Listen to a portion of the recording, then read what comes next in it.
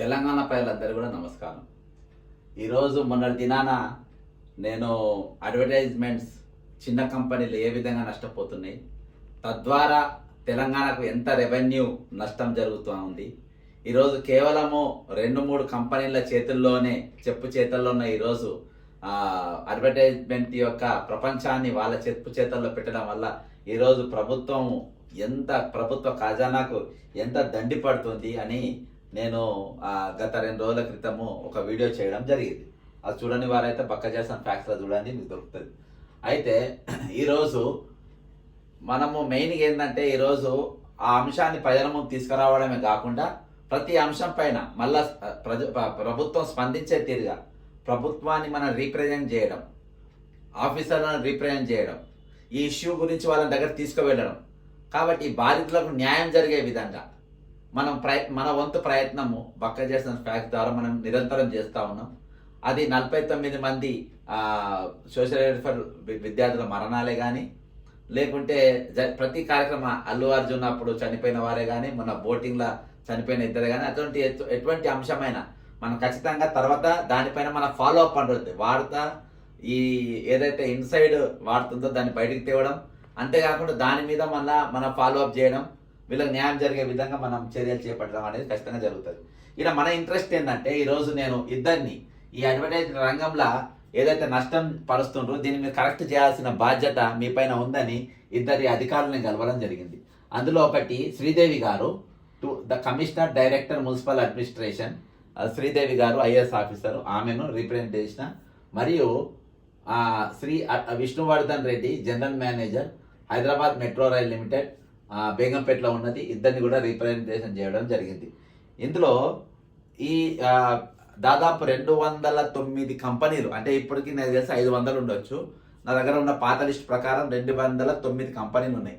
ఆ 209 కంపెనీలు కేవలం 4, ఇప్పుడు ఈ ప్రభుత్వం వచ్చినాక కేవలం 3, టార్గెట్ ఒకటి, నవనిర్మాణ్ ఒకటి, ప్రకాష్ ఒకటి, ఈ 3 కనబడేటట్టుగా చేస్తుండ్రు, వీళ్ళకే వర్కులు వచ్చేటట్టుగా చేస్తుండ్రు. తక్కిన కంపెనీల మొత్తము తెలంగాణ ఉద్యమంలో క్రియాశీలకంగా పాల్గొన్నవారు. తెలంగాణ వస్తే తెలంగాణకు మంచి భవిష్యత్తు, అంతేకాకుండా మాకు కూడా ఆత్మగౌరవం దక్కుతున్న ఉద్దేశంతో ఈరోజు అడ్వర్టైజింగ్ ఏజెన్సీలు అందరూ కూడా తెలంగాణ ఉద్యమంలో చురుగ్గా పాల్గొన్నారు.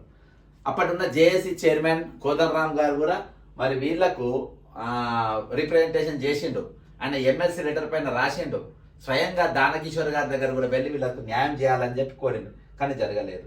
ఈరోజు నేను పెట్టిన కొన్ని రీజన్స్ మీ ముందుకు తీసుకొస్తాను, వాళ్ళని కొన్ని కరెక్షన్ చేయమని. The tender mandates a minimum annual turnover of 100 crores with higher turnover of 151 to 200 crores, qualifying for maximum marks in technical scoring.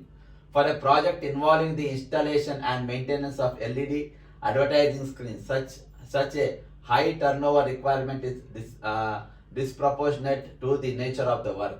To qualify for financial bid stage, a bidder must secure 80 marks, leaving a critical 10 marks subject to the discretion of the tender evaluation committee.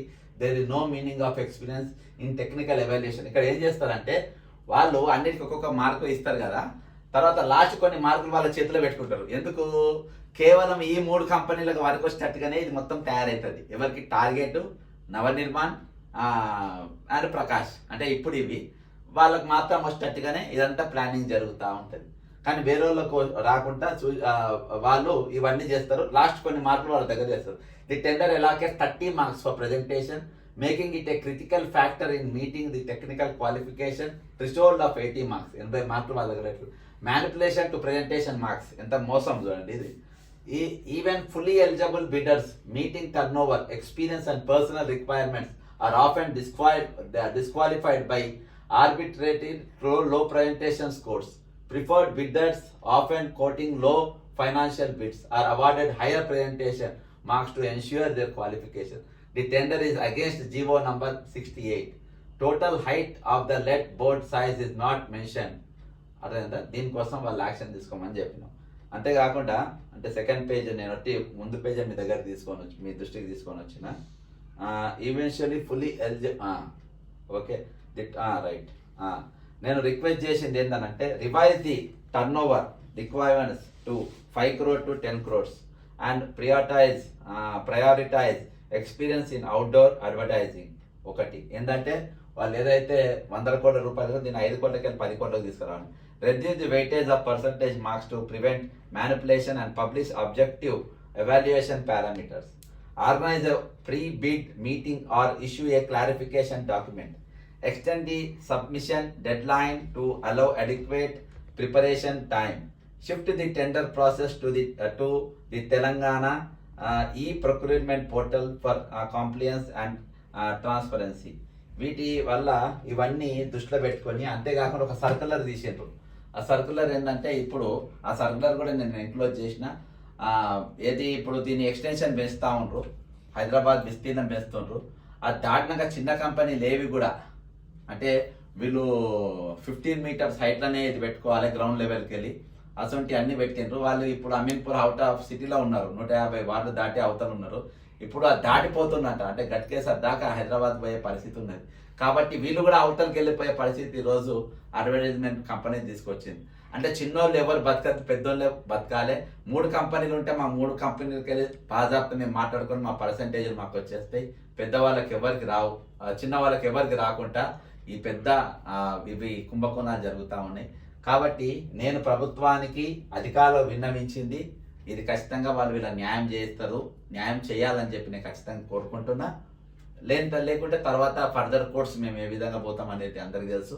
ఖచ్చితంగా దీని మీద దీర్ఘకాలికంగా, ఎందుకంటే తెలంగాణ కోసము ఎవరెవరైతే ఏర్పాటు కోసం నిలబడ్డారో వాళ్ళు లాభపడతామో నష్టపడో. తెలంగాణ కంటే ముందు వీళ్ళంతా లాభాలనే ఉండే, తెలంగాణ వచ్చినాకనే వీళ్ళకి నష్టాలు మొదలైనాయి. ముఖ్యంగా 2020 తర్వాత కోవిడ్ తర్వాత 68వ జీవో వచ్చిన తర్వాత వీళ్ళది ఇంకా భయంకరంగా అయిపోయింది. ఇంకో సర్కులర్ మూలిగే రకంగా తాటికాయ పడ్డట్టుగా ఇంకా సర్కులర్ తీసుకొని వచ్చి ఇంకా వీళ్ళ బతుకులు ఆగం చేసే పరిస్థితి వచ్చింది.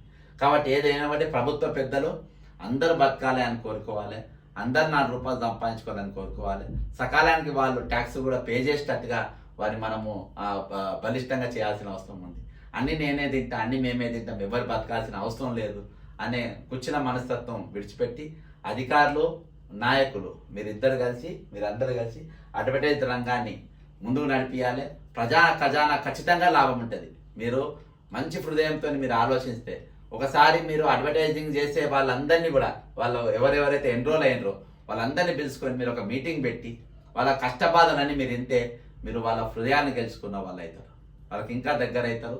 మీరు అటువంటి ఆలోచన చేయండి, వాళ్ళకి జీవం పోసే ఆలోచన చేయండి, కానీ వాళ్ళని అనగదొక్కే ఆలోచన చేయకండి, పారిపోయేటట్టుగా చేయకండి. ఆల్రెడీ వీళ్ళు ఊరవతలకు దాటి వెళ్ళిపోయారు. ఇంకా పొలిమేరలు ఇంకా విస్తీర్ణం చేసి ఇంకా అవతల పోయేటట్టుగా చేయకండి. అర్థం చేసుకోండి. జై తెలంగాణ, అమరవీరులకు జోహార్.